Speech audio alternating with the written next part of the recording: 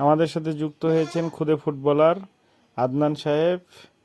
সে তিনটি বল শুট করে তারপর পালিয়ে যায়। এরপরে আসে আমাদের হাসনাত। সে পায়ে বল রাখার চেষ্টা করছে বা চেষ্টাটা চালিয়ে যাচ্ছে তার মতো করে।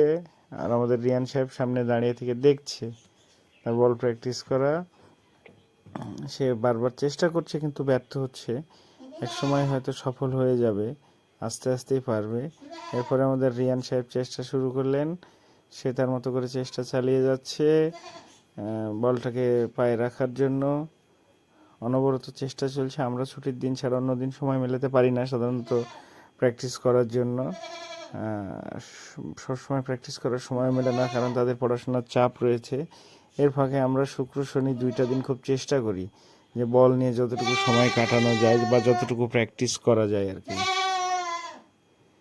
আমি একটু পরীক্ষা দিয়েছিলাম যে বল নিয়ে দৌড়ে গিয়ে বলটাকে খুব দ্রুত গতিতে বল নিয়ে গিয়ে খুব দ্রুত দাঁড় করাতে হবে, কিন্তু হাসনাত প্রথমবার পারলেও পরেরবার ব্যর্থ হয়।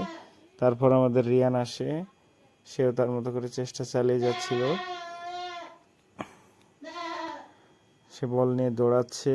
তারপরে দিলাম যে বল একবার দিবে, একে দিয়ে ও সামনে যাবে, আবার বল একে দিবে, কোনাকুনিভাবে দৌড় যেটা বলি আমরা বল নিয়ে। একটা প্র্যাকটিসের একটা অংশ। আসলে পাকা রাস্তা, তারপর আমরা চেষ্টা করছি, যদিও ছোটো মানুষ তারা পড়ে যেতে পারে।